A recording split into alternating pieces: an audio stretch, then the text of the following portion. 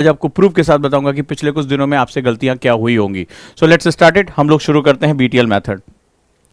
BTL, ठीक है, जैसे मुझसे बार बार कई बच्चों ने कहा कि सर बीटीएल पे क्लास ले लीजिए, बीटीएल पे क्लास ले लीजिए।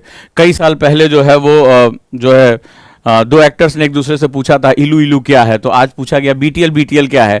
तो आज की क्लास हमारी बीटीएल के बारे में है, बिटवीन द लाइन।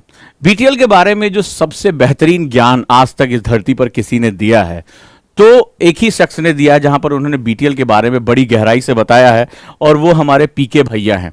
ठीक है, नमन करिए महान टीचर पीके भैया को। पीके भैया ने बीटीएल के बारे में बहुत ध्यान से आपको पहले भी बताया था, और बीटीएल क्या होता है ये उन्होंने बहुत पहले ही अपना ज्ञान बघाड़ दिया था। पता नहीं आपने ध्यान दिया कि नहीं दिया। पिक्चर में वो बीटीएल जो के बारे में पीके भैया कहते हैं कि जब इस धरती पे गोला पे बहुत ही रहस्य है, और बहुत ही रहस्य के चक्कर में बोलता है कि जब ये गोला का आदमी कहता आई लव फिश, तो इसका मतलब ये नहीं कि ये फिश को बहुत प्यार करता है और फिश के बिना जीवित नहीं रह सकता। इसका मतलब होता है कि आज लंच या डिनर में जो है वो आज वो फिश पक्का खाएगा। तो ये पीके भैया ने कहा होगा और आपने भी इसको सुना होगा। तो एक्चुअली में यही बहुत बड़ी सच्चाई है बीटीएल का। ये सबसे बड़ा जो है वो इन्होंने रहस्य उजागर किया, ये ब्रह्म रहस्य था।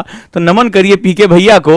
और पीके भैया ने कहा जब आई लव फिश, इसका मतलब होता है कि आज जो है वो लंच या डिनर में ये आदमी पक्का जो है वो फिश खाएगा। बोले यहां पर मतलब कुछ और होता है, कहता आदमी कुछ और है। एक्चुअली में यही बीटीएल है। एक्चुअली जो सबसे इंपॉर्टेंट कॉन्सेप्ट है वो बीटीएल का सबसे बढ़िया कॉन्सेप्ट पीके भैया हमें समझा के गए थे, तो वही कॉन्सेप्ट आज हमें समझना है बीटीएल का होता है।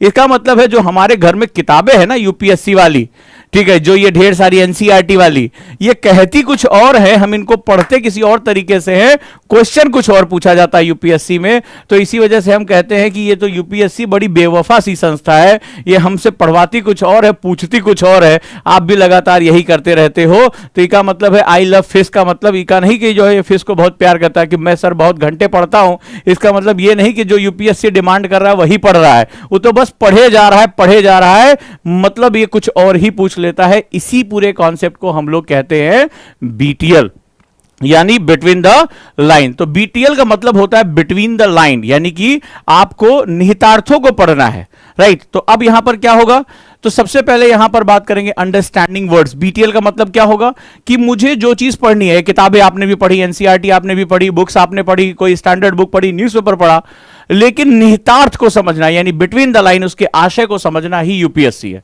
तो आई लव फिश का मतलब शब्दार्थ रूप में हम कहेंगे तो आई लव फिश का मतलब मैं फिश को बहुत प्यार करता हूं, और आई लव फिश इगोला पे क्या मतलब होता है कि आज जो है वो मछली तली जाएगी। तो यहां पर भी वही मतलब होता है कि जो चीज हम पढ़ते हैं अगर हम उसके आशय को, उसकी मीनिंग को, उसके निहितार्थ को नहीं समझ सकते तो आप कभी भी यूपीएससी के रिक्वायरमेंट को पूरा नहीं कर पाओगे। और सिंपल सा इकोनॉमिक्स का नियम है, डिमांड सप्लाई अगर मैच नहीं करेगी तो सारा काम गड़बड़ हो जाएगा।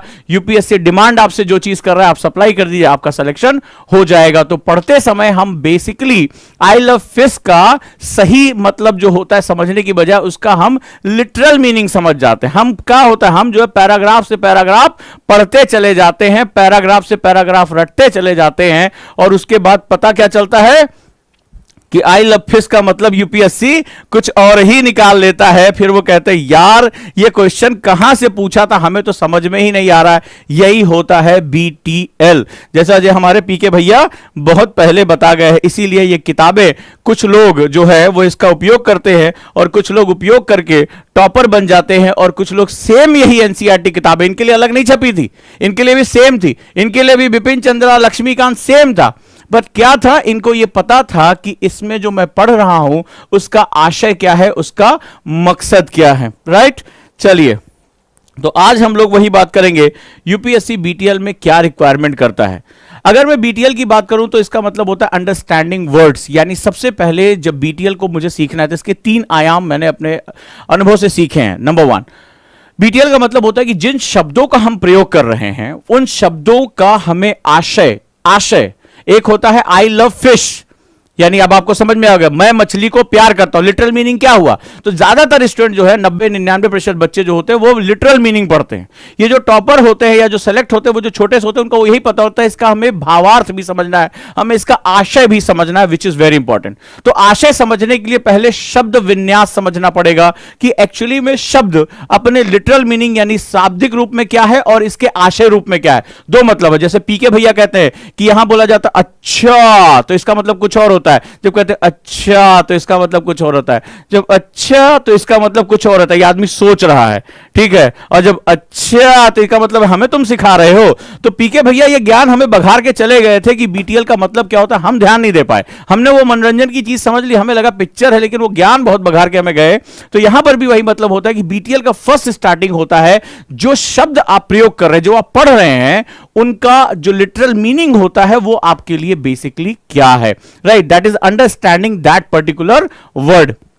दूसरा, जब हम वर्ड को समझते हैं उसके बाद सेंटेंस को समझना हमारे लिए बड़ा इंपॉर्टेंट होता है, यानी वाक्य क्या है, ये पूरी बात जो है वो अपने भावार्थ में कहां तक पहुंच रही है, इसके क्या प्रॉज एंड कॉन्स होंगे, क्या डाइवर्जेंस होंगे, क्या इसके साइड इफेक्ट्स होंगे, ये समझना बहुत जरूरी है। उसके बाद हमें पूरी चीज का जो पूरा पैराग्राफ है या पूरा जो चैप्टर है या पूरा जो लेसन है या पूरी जो थीम है, हमें उसकी मीनिंग यानी उसके आशय और अर्थ को समझना पड़ेगा।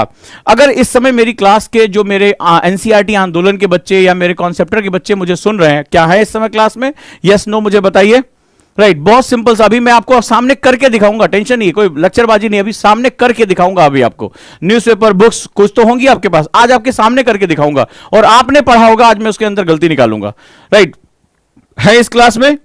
अब मुझे बताइए, जब मेरी क्लास में आए कॉन्सेप्टर और एनसीईआरटी आंदोलन में, तो एक छोटा सा शब्द होता है, मैंने पूछा था लैटिट्यूड और लॉन्गिट्यूड, याद है, याद है, जब आप गए और अपने दोस्तों से पूछा तो वो जवाब नहीं दे पाए, लैटिट्यूड, लॉन्गिट्यूड, वीनस, मरकरी, ये बेसिक जो है वो चैप्टर ज्योग्राफी के जो है, याद होगा, मैंने इन्हीं शब्दों में आपसे पूछा तो आपने कहा हाँ सर हमने ये शब्द पढ़े, हमने शब्द सुने हैं, लैटिट्यूड, लॉन्गिट्यूड, अक्षांश देशांतर कौन नहीं जानता है। लेकिन जब मैंने उसका मतलब उसको सही तरीके से बताया, उसको मेजर करना जो है वो बताया, उसका जो एप्लीकेशन बताया, तब आपने ही मुझसे मैसेज करके कहा सर इस तरह तो हमने कभी सोचा भी नहीं था कि ये जो शब्द हम पढ़ते चले हैं उसका ये मतलब निकल सकता है, इसका इस तरह से अप्लाई या एप्लीकेशन हो सकता है। आप ही थे क्लास में, एनसीईआरटी की भी क्लास में थे आप जो है कॉन्सेप्टर क्लास में, आप ही ने मुझसे कहा यस यस यस, देखिए कितना लिख के चला आ रहा है, ठीक है, बहुत से स्टूडेंट यहां पर जो है वो इसको सीखने के लिए आए।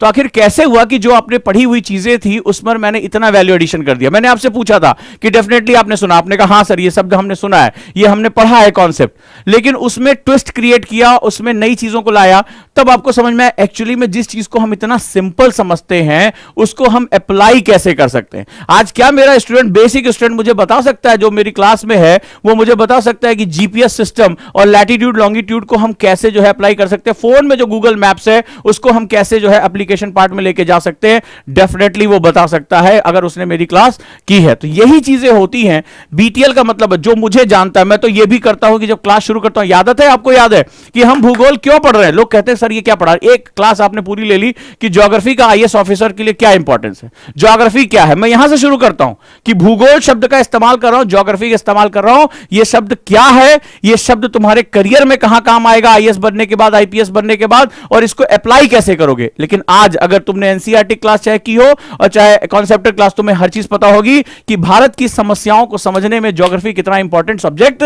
है और उसको कैसे अप्लाई किया जा सकता है, राइट और रॉन्ग, राइट। तो अब जो है वहां पर हम लोग इसी के बारे में बात करेंगे, राइट, कि वो बेसिकली क्या चीजें अवेलेबल हैं। तो हम लोग आज इसी के बारे में बात करने जा रहे हैं कि सबसे पहले हमें क्या समझना पड़ेगा, understanding, not the meaning of the word, हम यहां बात कर रहे हैं अंडरस्टैंडिंग की, कि जो शब्दों का हम इस्तेमाल करें उस शब्दों का हम आशय, भावार्थ, उसका ओरिएंटेशन जरूर समझें। दूसरा, जो शब्दों का हम जो है जहां पर हम सेंटेंस वाक्यों का प्रयोग कर रहे हैं उसका आशय, भावार्थ और ओरिएंटेशन, झुकाव हम समझने का प्रयास करें। और तीसरा कि हम इस पूरे जो भी चीजें हम पढ़ रहे हैं, अगर हमने उसको, आई लव फिश बहुत बढ़िया एग्जांपल आपको दिया है, अगर हमने उसको सीधे सीधे समझ लिया, और आप जानते हैं कि ज्यादातर स्टूडेंट यही करता है, जो